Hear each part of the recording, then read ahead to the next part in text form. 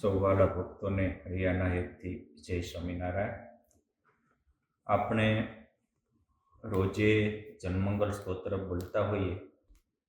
સ્તોત્રમાં એક શ્રીજી મહારાજનો ગુણ આવે છે અને ગુણનું નામ છે ઓમ ગુણગ્રાહીને નમઃ. અનંત ભુવનના નાથ હોવા છતાંય ભગવાન સ્વામિનારાયણ સૌમાંથી ગુણ ગ્રહણ કરતા, અવગુણ નહોતા લેતા. એટલે સતાનંદ સ્વામીએ મહારાજનું નામ રાખ્યું ઓમ ગુણગ્રાહીણે નમઃ. અરે જેને ગુણ લેવો હોય એને અવગુણ જોવાનું બંધ કરવું પડે તો જ ગુણ આવે. ભગવાન હોવા છતાંય હવના ગુણ લેતા હતા. ગુણ લેવો એટલે કે કોકે કાંઈક નાનું કર્યું હોય એને યાદ રાખવું, એ ગુણ કહેવાય. એટલે સતાનંદ સ્વામીએ સર્વમંગલમાં મહારાજનું એક બીજું નામ રાખ્યું અને એ નામ હતું કે પરકૃત અલ્પોપી ભૂયો સંસ્કૃતાય નમઃ. કોકે થોડુંક જ કર્યું હોય એને વારંવાર યાદ કરે. આજે આપણે કીર્તન બોલ્યા એમાં એવી ટેવ પડી તમને અધમ ઓધારવા, એહ વિના બીજું કાંઈ ન સૂજે. અખિલ બ્રહ્માંડના અધમ ઓધારવા પરબ્રહ્મ પુરુષ પૂર્ણ પરબ્રહ્મે આજ પણ લીધું. કોઈ કરુણા દ્રષ્ટિ કરી જનને જુએ હરી, દાસના દોષ હરી હૈયે ન લાવે. એના ભક્તના દુર્ગુણોને ભગવાન દિલમાં લાવતા જ નથી, ગુણને જ લાવે છે. તો આપણે ભગવાનના ભક્ત હોઈએ તો ભગવાન જેવા ગુણ આવવા જોઈએ. મહારાજે પ્રથમના 62મા વચનામૃતમાં કહ્યું કે ભગવાનનો નિશ્ચય થાય એમાં ભગવાનના ગુણ આવે. અને મુક્તાનંદ સ્વામી કીધું કે હરિના જનતે હરિને ગુણે યુક્ત છે, મુક્ત તનનો જે નહીં માન જેને. ભગવાનના ભક્ત પણ ભગવાનના ગુણયુક્ત છે. આવા ગુણિયલ બનવું એ બહુ જરૂરી છે. આવા ગુણ લેવાથી કેટલા ફાયદા થશે. એક તો આપણે ખોટા ટેન્શનમાંથી મુક્ત થઈ જઈએ, દોષોથી મુક્ત થઈ જઈએ, દુર્ગુણોથી મુક્ત થઈ જઈએ. અરે દુબળા હોય તો બળિયા થઈ જાય. હિન્દીમાં કહેવત છે કે दुर्बल हो तो दूध पीना, दुर्बल हो तो दूध पीना, दूध से बल मिलते हैं. और बीजी कि दुर्बल हो तो दूध पीना, दूध में पानी मिलते हैं. एम निर्बल हो तो गुण लेना, गुण से बहुत बल मिलते हैं. आ जे कोई महान बन्या है बीजामांथी हारू पकड़ी पकड़ी पकड़ी पकड़ी महान बन्या है.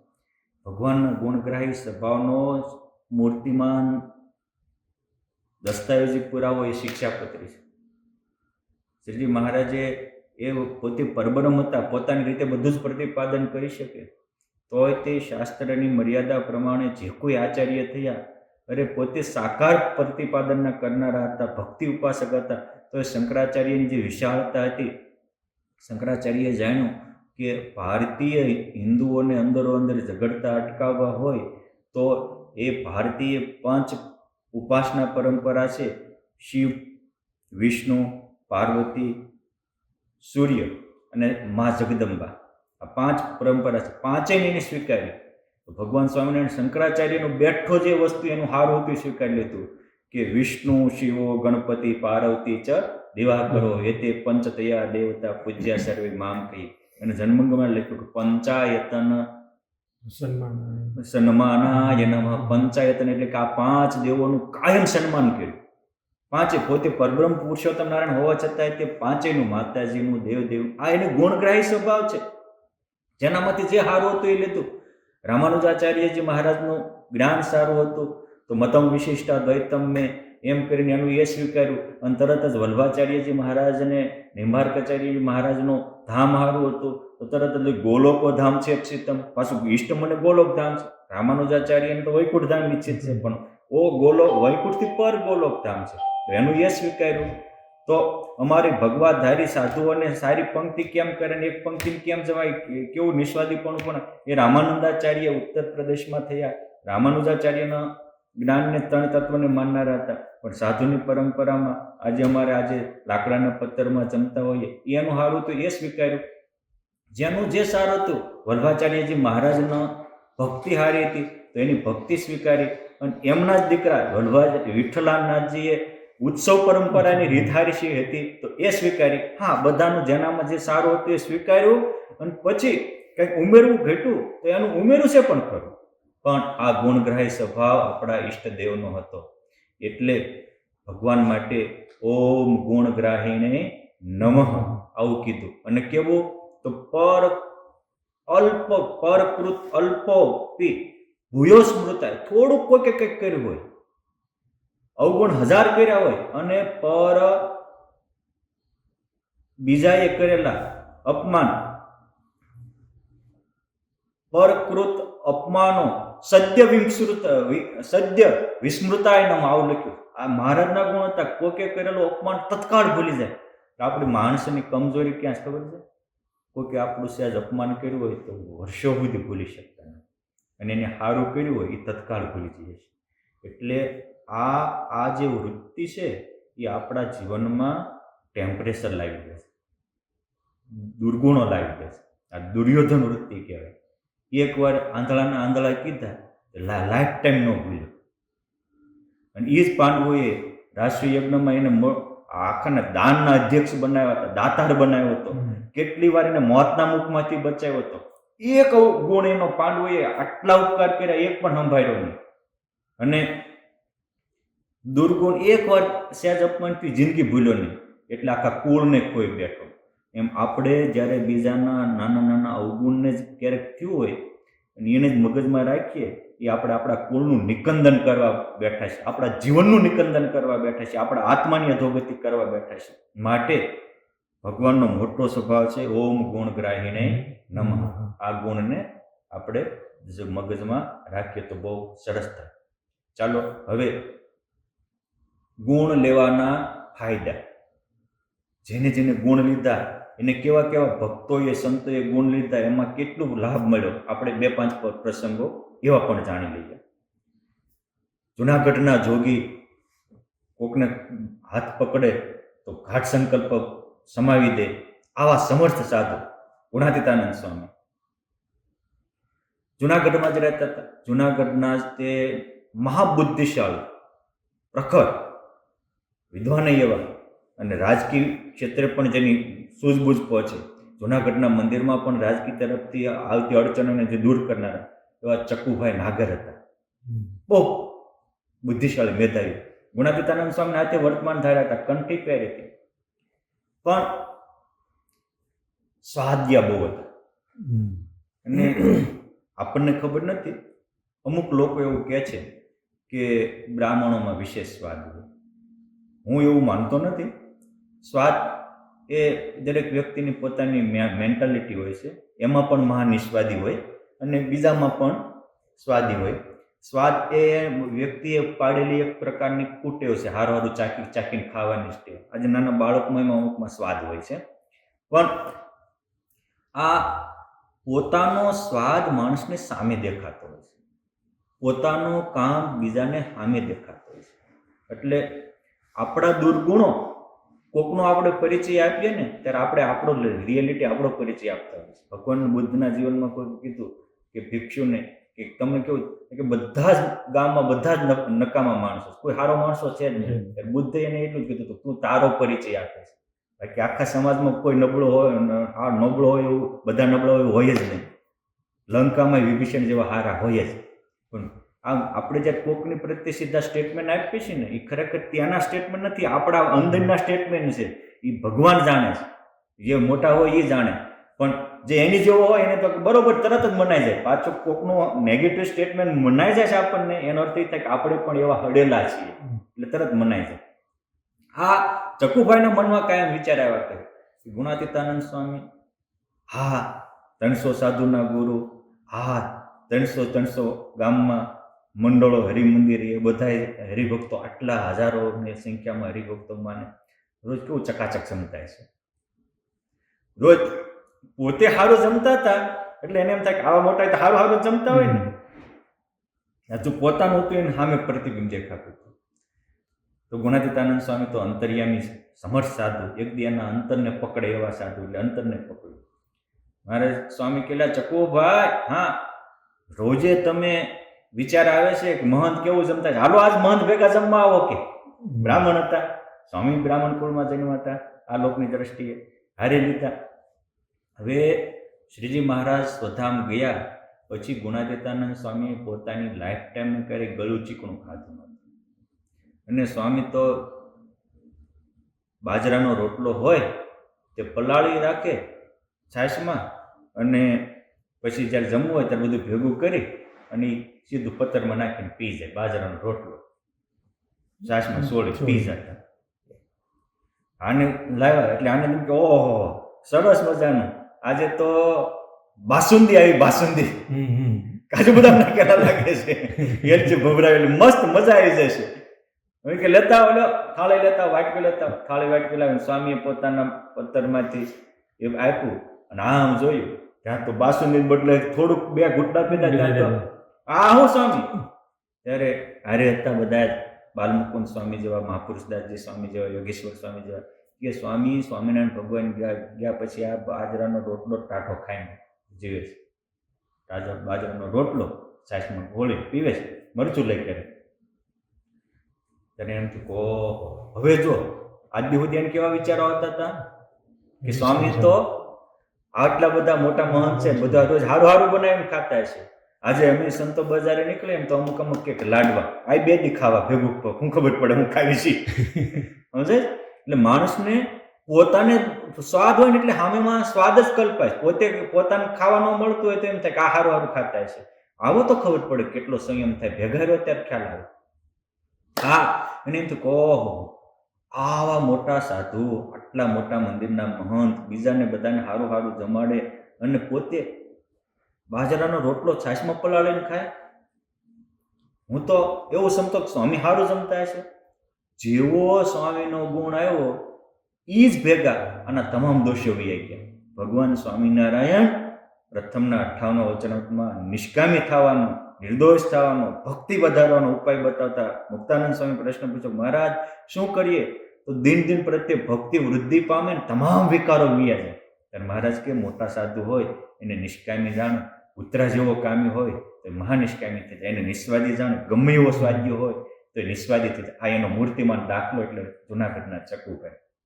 2-3 દી ગયા, ઘરના માણસો જે મળે એ આવીને પીરસી જાય, કાંઈ બોલે નહીં. એટલે એક દી પૂછ્યું કે કેમ હવે તમે કાંઈ આજે શાક દાળ ખારું ખાટું મોળું કહેતા નથી? ત્યાં કે હવે આખી જિંદગી નહીં. શું કામ? ત્યાં કે મારા ગુરુનો ગુણ આવ્યો, એ આટલા નિસ્વાદી હું સ્વાદ કરું. જો આ આપણે જ્યારે ભેગા જ રહેતા હોઈએ, આપણે એને ગુરુ માનતા હોઈએ, એના હાથે કંઠી બાંધી હોય, પણ આપણી કલ્પના જ્યારે ત્યાં કરીએ છીએ ત્યારે એનાથી પામવાનું બધું જ છૂટી જાય છે. રોજ કથા સાંભળતા હોય તો પરિવર્તન ન થાય. કેમ કે પરિવર્તન દિલની વસ્તુ છે, અને જ્યારે દિલથી કોઈનો ગુણ મનાય ત્યારે એ આપણા દિલમાં આવે છે. હૈયાની વાતો હૈયામાં અડે છે. આ મનોચિત્રણ માણસને ન્યાલ કરી નાખે છે. માટે હંમેશા સારું મનોચિત્રણ કરવું. કેમ છે? આપણું ખરાબ મનોચિત્રણ આપણા જીવનને ખરાબ અને બરબાદ કરી નાખે છે, અને સારા મનોચિત્રણની યાદી આપણા જીવનને આઝાદ કરી નાખે છે. માટે આપણે પણ આવી રીતે ભેગા રહેતા, આપણી સાથે રહેતા સંતો ભક્તોમાંથી ખોટી કલ્પના કરી અને બીજું જોવાનું બંધ કરી સાચી કલ્પના કરી, સાચી સ્મૃતિ કરી આપણા જીવનને ધન્ય બનાવીએ. આવો જ ગુણ લ્યો તો કેવો લાભ થાય છે. મોટા સંતો કહે છે કે ગુણ ગોતો ખૂબી ખોળ. ગુણ ગોતવાનો ફાયદો, ગુણ લેવાનો ફાયદો. સંપ્રદાયમાં આવા સેંકડો પ્રસંગો છે, પરોક્ષમાં પણ આવા સેંકડો પ્રસંગો છે. પણ એક પ્રસંગ ગુણાતીતાનંદ સ્વામી વિશે અનન્ય નિષ્ઠાવાળા એક ભક્ત હતા, ભોજાભાઈ આહિર. મોટા આત્માનંદ સ્વામીના શિષ્ય રાણા વણઝર થયા, એમના દીકરા કુંભા વણઝર થયા, એમના દીકરા ભોજા વણઝર, એમના દીકરા ભાયાભાઈ. આ ઉના પંથકમાં હમઢિયાળા ગામ એમને પોતે જ વસાવેલું, ત્યાં રહેતા હતા. એ હમઢિયાળા ગામ એને 250-300 ભેંસો ગાયો ભેંસો રાખતા હતા, મોટો નેસ હતો. પણ એમનો નેસ એમના ગામથી 5 કિલોમીટર દૂર સાંકરડીનો નેસ કહેવાતો હતો. એટલે એ સાંકરડીના નેહમાં આ ભાયાભાઈ રોજે જાય તો વચ્ચે એક નવા ગામ આવે. ગામનું નામ હતું નવા ગામ. માણા નવો નહીં, ગામ નવું. ગામનું નામ જ નવા ગામ. નવા ગામમાં કાળા પટેલ રહે. તો રસ્તે જતા એક દી ભેગા થઈ ગયા અને બેન મિત્રાચારી થઈ ગઈ. કાળાભાઈ પટેલ અને ભાયાભાઈ આહિર બેની જીગજાન દોસ્તી થઈ ગઈ. રોજે જાતા આવતા વચ્ચે દૂધ પાણી કરે, બે ભગવાનની સત્સંગની વાતો કરે. હવે મિત્ર એને કહેવાય કે જે મદદ કરે. પ્રેમ એને કહેવાય કે દિલની વાતો કહી શકાય. પ્રીત ત્યાં પડદો નહીં, પડદો ત્યાં નહીં, પ્રીત કરી પડદા રાખી એ દુશ્મનની રીત. દિલની વાતો કહી શકાય, દિલ્લા ખુલ્લા દિલે, એ મિત્રતા છે. મિત્ર એ આપણા દિલની વાતો કહેવાની અને મુશ્કેલીમાં હૈયું ઠાલવાનું અનુપમ પેટી છે. કાળાભાઈ કહે છે કે ભાયાભાઈ જુનાગઢ જવું છે, વ્યવહારિક કામકાજ છે, પણ ક્યાં ઉતરવું? આ તમારા સંગે કરતા બીજું વ્યસન તો મૂકી દીધું છે, પણ ત્યાં ઉતરવું ક્યાં? મોટી મુશ્કેલ. ભાયાભાઈ કે ચિંતા કરો માં કાળાભાઈ, ચિઠ્ઠી લખી દો. જુનાગઢ અમારું સ્વામિનારાયણ ભગવાનનું મંદિર, એ કોઈ પણ આવી આગંતુક હોય એને ઉતરવાનું ઠરવાનું ઠામ છે, ત્યાં જઈને ઉતરો. ત્યાં ગયા, ચિઠ્ઠી લખીને ગામમાંથી પતાવી અને જુનાગઢ મંદિરમાં ગયા, ચિઠ્ઠી આપી અને સંતો ભક્તોએ તો આગતા સ્વાગતા કરી. કાળાભાઈને ખૂબ સારી રીતે જમાડ્યા, સારો ઉતારો આપ્યો.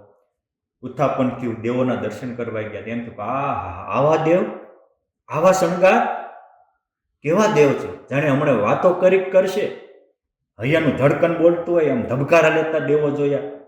એવા પાછા ભગવાનના એવા સરસ મજાના માથે મુંગટ, કાનમાં કુંડળ, પુષ્પના હાર, રાધારમણ દેવ, રણછોડરાય, તિકમરાય વગેરેના દર્શન કર્યા. અંદર નાચી ઉઠ્યું. આવું ભવ્ય મંદિર જોઈને હૈયા મેં તો કહું આવું મંદિર. પછી તો સંતોની ધર્મશાળામાં ગયા. એક થાંભલીના ટેકે બેસી ગુણાતીતાનંદ સ્વામી બ્રહ્મરસની હેલી વરસાવી રહ્યા હતા. એ ગુણાતીતાનંદ સ્વામીના મુખથી બ્રહ્મરસનું પાન કરીને કાળાભાઈને એમ થયું ભાઈઓ કાયમ મને કહેતો હતો કે અમારા ગુરુ છે ને એ ખરેખર બ્રહ્મરૂપ છે, ખરેખર આ ધરતી ઉપરના અનેક જીવોને તારવાની નાવ છે. વાત સાચી છે, ખરેખર આ ગુરુ કરવા જેવા છે. આ આટલા સંતો જેના યોગે આવા ભક્તો, આવું મંદિર, આટલો ગુણ આવ્યો. અને એને એમ થયું કે હવે તો મારે ભાયાભાઈને કહીને, સ્વામીને બોલાવીને, મારે એકલા નહીં, મારા આખા પરિવારને, આખા ગામને જમાડવું છે, આખા પરિવારને ભેગા કરીને કંઠી બાંધવી છે, અમારા આખા પરિવાર સાથે ભગવાન સ્વામિનારાયણને આશ્રિત થવું. આ ગુણ આવ્યો એટલે થયું. કેમાંથી આવ્યું? સત્સંગ એટલે હું આપણી ક્રિયા જોઈને, આપણું વાણી વર્તન જોઈને બીજાને ગુણ આવે એટલે સત્સંગ થયો. અને આપણી ક્રિયા જોઈ, આપણી વાણી વર્તન જોઈને બીજાને અવગુણ આવે તો એ કુસંગ થયો. ગુણ ગ્રાહિતા એ સત્સંગ છે અને અવગુણ લેવું એ સત્સંગમાં કુસંગ છે. ભાયાભાઈ ને સ્મૃતિ કરતા કરતા કાળાભાઈ ત્યાં ગયા, પાછા ગયા. કામ તો પતી ગયું, પણ શરીર છે, શરીરનો ક્યારે કોનો ક્યાં એન્ડ આવી જાય ખબર હોતી નથી. એટલે આ શરીરનો એન્ડ આવે એ પહેલા આત્માનો ઉદ્ધાર થઈ જાય એવું સ્ટેન્ડ ગોતી લેવું. જેમ ફ્યુઝ ઉડે, લાઇટ વહી જાય, પછી કાંઈક કરવાનું રહી જાય, કાંઈ ન થાય. માટે આ દેહનો ફ્યુઝ ઉડે એ પહેલા જીવનું કલ્યાણ થાય, કાંઈક બે સારા કામ થાય ને યુઝ કરી લેવો તો મોટું કામ થઈ જાય છે. મોટા ભાગના ફ્યુઝ ઉડી જાય ને ત્યાં યુઝ જ નથી કરતા, પછી ફાઈ જાય છે. આ કાળાભાઈનો શરીરનો એન્ડ આવી ગયો, અંતિમ શ્વાસ ગણતા હતા. એમાં ભાયાભાઈ ત્યાંથી નીકળ્યા. પૂછ્યું કાળાભાઈ ક્યાં? ગામ લોકોએ કીધું કે તો બીમાર પડ્યા છે. મિત્રના તરત જ ત્યાં ગયા. એમ કહે છે કાળાભાઈ, અરે ભાયા, હું વાત કરું કે એ જુનાગઢનું મંદિર, એ જુનાગઢના દેવો, એ એનો શણગાર, એ ગુણાતીતાનંદ સ્વામી, એ એની બ્રહ્મપંચા જેવી વાતો, એ નાનું ભોજન. તમે કહેતા હતા હું કોઈ દી કંઠી બાંધી નહોતી, પણ હું તો સંકલ્પ લઈને આવ્યો હતો કે મારે તો ગુણાતીતાનંદ સ્વામીને અહીંયા બોલાવીને આખા ગામને જમાડવું હતું ને સ્વાગત સન્માન કરવા હતા ને સ્વામિનાથ કંઠી બાંધીને મારે સત્સંગી થવું, પણ આ મારો હવે હું તો લાંબી યાત્રાએ આવ્યો, હવે મારે શું કરવું? ત્યારે આ ભાઈ કહે છે કે બીજું છોડો, તમે કંઠી બાંધીને ન આવ્યા પણ લો મારા ખીચામાં કંઠી છે, સત્સંગી છે, અને કંઠી બાંધી અને એક સત્સંગીએ કંઠી બાંધીને એ જ વખતે અનંત વિમાન લઈને ભગવાન સ્વામિનારાયણ, ગુણાતીતાનંદ સ્વામી, ગોપાળાનંદ સ્વામી જેવા મહાપુરુષોને હારે લઈને તેડવા આવ્યા. કાળાભાઈ કહે છે આ તારા ગુરુ. હજી કહે છે કોના ગુરુ? તારા ગુરુ ભગવાનને લઈને, હરિકૃષ્ણ મહારાજને લઈને આ મને તેડવા આવ્યા, હું ધામમાં જાઉં. આ એક મંદિરમાં થતી સેવા પૂજાનો આ ગુણ આવ્યો તો પળમાં બેડો પાર થયો. એટલે કીધું કોઈ કહેશે આ સંત બહુ સારા ખરા કલ્યાણ ના કરનારા એટલો ગુણ લેશે, બ્રહ્મ મહોલે વાસ લેશે. એનો મૂર્તિમાન દાખલો એટલે આ નવા ગામના કાળાભાઈ પટેલ. આપણે પણ આ રીતે ભગવાન મોટાના મંદિરો, દેવોનો શણગારનો, સેવા પૂજાનો પદ્ધતિનો સારો ગુણ લઈએ અને એને દિલથી સ્વીકારીએ તો આપણા પણ દોષો ભગવાન માફ કરવા જ બેઠા, આપણને સાફ કરવા જ બેઠા છે. પણ આપણે આવી રીતે દિલથી સ્વીકારીએ તો મોટું કામ થાય. ગુણ કેવું કામ કરે, ગુણ જોવાથી, સારું જોવાથી કામ કેવું થાય. જોવો સારું તો જીવન થશે ન્યારું. થોડું એડિંગ છે, જુઓ સારું તો જીવન થશે ન્યારું. જનકપુરી નેપાળમાં કહેવાય, માં જગદંબા સીતા માતાની જન્મભૂમિ. ત્યાંથી એ વખતે પુરુષોત્તમ શેઠ એને એમ થયું કે જ્યાં મારી માં જગત જનની જગદંબા સીતાજી અયોધ્યામાં રહ્યા અને એ રામ લક્ષ્મણ જાનકી જય બોલો હનુમાન કી, જ્યાં ભગવાન રામનું પ્રાગટ્ય એવું પવિત્ર તીર્થ સ્થળ, ભારતની 7 પુરીમાંની એક મોક્ષપુરી કહેવાય અવંતિકા. મારે તો દર્શને જવું છે, મારા સાથે આવનાર આખા સંઘને લઈને જવું છે પોતાના ખર્ચે. બહુ ભલમનસાઈવાળા શેઠ એ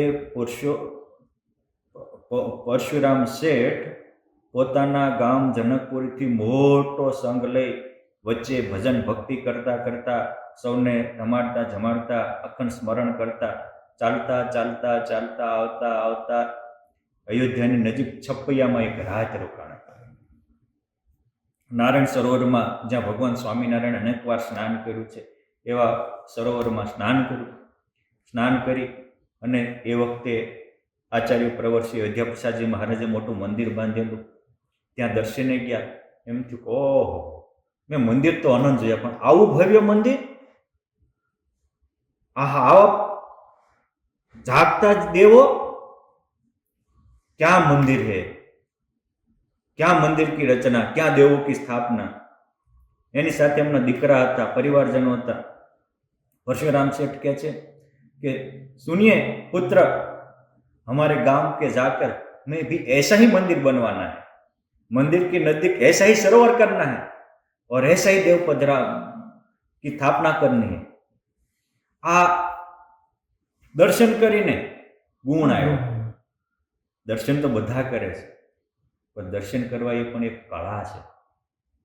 મહારાજ કે વચનામૃતમાં સારંગપુરના પહેલામાં કે આ જીવે નેત્રે કરે અનેકના દર્શન કર્યા છે પણ એક ક્ષણવાર પણ ભગવાનના દર્શન કરે એમ એટલું સુખ આવે છે, એટલું સુખ આવે છે કે એ સુખ આગળ અનંત કોટી બ્રહ્માંડના સુખ ફિક્કા થઈ જાય. દર્શન આપણને કોઈ દી ફિક્કા થયા? કેમ જે આપણે દિવ્ય ભાવથી દર્શન નથી કરતા, દેહ ભાવથી દર્શન કરીએ. દર્શન પણ આ પરશુરામ શેઠે દિવ્ય ભાવથી દર્શન કર્યા, અલૌકિક ભાવથી દર્શન કર્યા, એટલે એના અંતરમાં અલૌકિકતા છવાઈ ગઈ. પછી તો સંઘ સાથે તેઓ અવધ ગયા. ત્યાં ભગવાનની જન્મ સ્થાનકના દર્શન કર્યા, કનક ભુવનમાં દર્શન કર્યા, દશરથ મહેલમાં દર્શન કર્યા, જગ પ્રસિદ્ધ હનુમાનગઢીએ હનુમાનજી મહારાજના દર્શન કર્યા, સરજુ ગંગામાં સ્નાન કર્યું પછી એક સુંદર ધર્મશાળામાં ઉતારા કર્યા, બધા ભોજન પાણી કર્યા. રાતનો સમય હતો, દીવો ઝગમગ ઝગમગ સૂતો તો યાત્રિકો પણ પોતપોતાની સુવાની વ્યવસ્થા કરતા હતા. ત્યાં આ પરશુરામ શેઠ બોલવા માંડ્યા कि पुत्र देख देख, नहीं तो बीमार हो गया हूं, मगर जो छपैया में घनश्याम का दर्शन हुआ था वो घनश्याम मुझे सामने आ रहा है. मुझे सुनिए, ऐसा ही मंदिर हमारे गांव पे बनवाना है, ऐसा ही देवों की स्थापना करनी है, ऐसा ही बगीचा बगल में रखना है. हम बोल बापा हूं छे, अरे मेरा अभी अंतकाल नजीक आया है, मगर परमात्मा वो घनश्याम बाबू बड़े दिव्य विमान लेके मुझे लेने के लिए आया है. मैं उनके साथ उनके धाम में जाता हूं. मगर सुनिए पुत्र, याद रखना, हमें ऐसा ही मंदिर बनवाना है, ऐसा ही दिव्य अलौकिक स्थान बनवाना है. तो आम कही અને ભૌતિક દેહનો ત્યાગ કરી કંચન વર્ણી કાયા, ચૈતન્યમય કાયા, જેના રૂવાડે રૂવાડે બ્રહ્માંડો લૂંબો જુંબો ઉડતા હોય એવા દિવ્ય સામર્થ્ય દેહ ધારણ કરી ભગવાન જેવો આનંદ, ભગવાન જેવી અલૌકિકતા, ભગવાન જેવું ઐશ્વર્ય પામી ભગવાનના સુખે સુખિયા થઈ ગયા. આ એક જ વાર દર્શને આવ્યા, પણ દિવ્ય ભાવથી દર્શન કર્યા કે આવું મંદિર, આવું આપણે મંદિરે તો આવતા હોઈએ છીએ, પરંતુ આપણને એમ થાય અહીં કચરો પડ્યો છે, આ બરાબર સાફ સફાઈ નથી કરતા, તો આપણે કરી નાખીએ ને, ઘરે કાયમ વાળવી છે પોતા, અહીંયા થોડુંક વાળો ને. ઘરના પોતા વાળવાથી, ઘર સાફ કરવાથી તો કાંઈ નહીં થાય, પણ મંદિરમાં ભગવાનના આંગણે આવીને એકવાર સફાઈ કરશું, હૈયું સાફ કરી દેશે ભગવાન, અંતર આનંદથી ભરી દેશે. માટે આજ સામર્થ્ય વાવરે બહુ, એક જીભે હું કેટલી કહું, જનના લાડ પાળે છે જેહ, નથી કહ્યામાં આવતા તેહ. માટે આ રીતે આપણે ભગવાનનો, મંદિરનો, સંતોનો, સત્સંગનો ગુણ લેશું તો પળમાં બેડો પાર થઈ જશે. જોશું સારું, જીવન થશે ન્યારું, અને બની જશે પરમાત્માનું પ્યારું. જય સ્વામિનારાયણ. કેવો હવે કંઈ કેવું છે આ ગુણગ્રાહિતા? એક પ્રસંગ કહી દઈએ. નામ છે બીજી સાઈડ પણ જોવો, બીજી બાજુ પણ જોવો. વન વે નો હાલો. આપણે રસ્તે જતા હોઈએ તો બે સાઈડ જોઈને હાલીએ છીએ એટલે આપણે સલામત પહોંચીએ છીએ. મોટા ભાગના માણસો ઘરના ડખા હોય, પરિવારના ડખા હોય, કે પાડોશીમાં પ્રશ્ન ઊભા થતા હોય, પિતરાઈઓમાં પ્રશ્ન ઊભા થતા, એમાં વન વે સાઈડ જ જોતા હોય છે, એટલે મુશ્કેલી થતી હોય છે. બહુ સરસ એક વાત છે જાપાન એરફોર્સની. જાપાનનું જે એરોપ્લેનની એક મોટી કંપની છે, હું નામ તો ભૂલી ગયો, પણ એ જાપાનીઝ લોકો ટાઈમમાં બહુ માને, ટાઈમ ટુ ટાઈમ ચલાવવાનું. એમાં એની કંપનીમાં એક સારામાં સારા માણસ કામ કરતા હતા. હવે એક દિવસ એને કંઈક શરત ચૂકતી, લાલ ઝંડી આપવાની હતી, 5 મિનિટ લેટ આપવાની, એટલે થોડું પ્લેન લેટ પડ્યું. કોઈ ફરિયાદ કરી કે તમારી આ પ્લેન લેટ ઉપડ્યું, એટલે કે અમે તો ઝંડી આપી એ પ્રમાણે કર્યું. કોને ભૂલ કરી? કે આ શેઠે ભૂલ કરીશ, આ મેનેજરે ભૂલ કરીશ, બોલાવો એને. બધાએ કીધું કે આપણી આ કંપનીની ઇજ્જતનો સવાલ છે, આજ આને કરશું તો કાલ બીજાએ કરશું, તો શું કરવાનું? કે એવા મેનેજરને રજા જ આપી દેવી પડે. બધાએ ભેગા થઈને સહી સિક્કા કર્યા અને કીધું કે આપણે કોઈ પણ નવો ગોતી લઈશું. આ તો કંપનીની સંભાળ છે. માણસ પોતાની કંપનીની ઇજ્જત કરે છે, માણસની ઇજ્જત નથી કરતો. પોતાની કંઈક વસ્તુની ઇજ્જત કરે છે, વ્યક્તિની ઇજ્જત નથી કરતો. અને વસ્તુ પ્રેમી ક્યારેય પરમાત્માને પામતો નથી. આ ઘરના ઝઘડા માણસને વસ્તુની કિંમત છે, વ્યક્તિની કિંમત નથી, એના હોય છે. એક કોઈ ડાયો માણસ હતો, બધાએ સહી કરી, તેને સહી કરતા આંચકાતો. એટલે કંપનીના માલિકે કીધું, ત્યાં કેમ સહી ન કરી? તમે સ્ટાફનો જ માણસ. કે મને એવું લાગે છે કે સહી તો હું કરી દઉં, મને કોઈ વાંધો નથી. પણ આ ભાઈ 20 વર્ષથી આપણે ત્યાં કામ કરે છે, તો આ બધું તમે 5 મિનિટ લેટ પડી એટલે તમને બરખાસ્ત કરીએ છીએ, બધા બધું લખ્યું છે. પણ એને તમે એટલું બધું કંપનીમાં સારું કામ કર્યું, કંઈક એકાદું સારું કામ કર્યું, તેનો સહેજ આભાર વ્યક્ત કરો, તો દિલના ટુકડા ન થઈ જાય કે હા બોલો. બધા મેનેજરનો સ્ટાફ જ હતો, ઓલા એક સિવાયનો જેને કાઢવાનો હતો, એટલે એ સ્ટાફને બધાને કીધું કે એને સારું શું કર્યું છે જોઈ લો. અને બધાએ આ તો કોમ્પ્યુટરમાં બધું થતું હોય, કોમ્પ્યુટરમાં એનું કાઢ્યું કે પણ પ્લેન અટકાનું હતું એને ઉકાળ્યું હતું. આપણી કંપનીને અહીં ખોટ આવે તો આની ડીલે કરી અને એને કરોડો રૂપિયાનો લાભ કરી દીધો હતો. અહીંયા એને આ કરી દીધું હતું, અહીંયા આપણું સ્ટાર્ટ હતું અને કોઈ ઉકેલતો નહોતો, આ રસ્તો આ કાઢ્યો હતો. એનું લિસ્ટ જોયું તો આ ભૂલ એક હતી, સારા કામ 99 હતા. કંપનીના માલિકે તરત જ કાગળિયું ફાડી નાખ્યો અને ઓલાની ક્ષમા યાચના કરી કે મારી ભૂલ થઈ ગઈ, તારી એક ભૂલને કારણે તારી 99 સારી સાઈડને હું એક બાજુ રાખીને તને કાઢી નાખવાનો હતો. આ એ જાપાનના કંપનીની વાત નથી, આપણા જીવનની પણ વાત છે. એ તો સત્ય ઘટના છે કે આ એમ આપણે આપણા જીવનમાં ઘણીવાર આપણા પરિવારજનો હોય, ઘણીવાર શિષ્યએ ગુરુ માટે કુરબાની કેટલી આપી હોય, તો ઘણી વાર ગુરુએ પણ શિષ્ય માટે ઘણું કર્યું હોય, પણ આપણે એની એકાદી નાની ભૂલ જોઈ અને એના મોટા મોટા ઉપકારો હોય, મોટી મોટી વસ્તુઓ એ ભૂલી જઈએ છીએ, ત્યારે ભગવાન આપણા ઉપર નારાજ થઈ જાય છે અને આપણે પછી એની નાની બાબતને જોઈને એને દૂર તો કરી નાખીએ છીએ, પણ જિંદગી આખી પસ્તાવાનો વારો આવે છે. માટે સુખી થવું હોય તો બીજી સાઈડ પણ જોવી. નકરું આપણે જ હારા હોય એવું ન હોય, એનું પણ કંઈક સારું હોય. અને અહમ એટલે હું જ હારો છું અને સરળતા એ પણ હારા છે.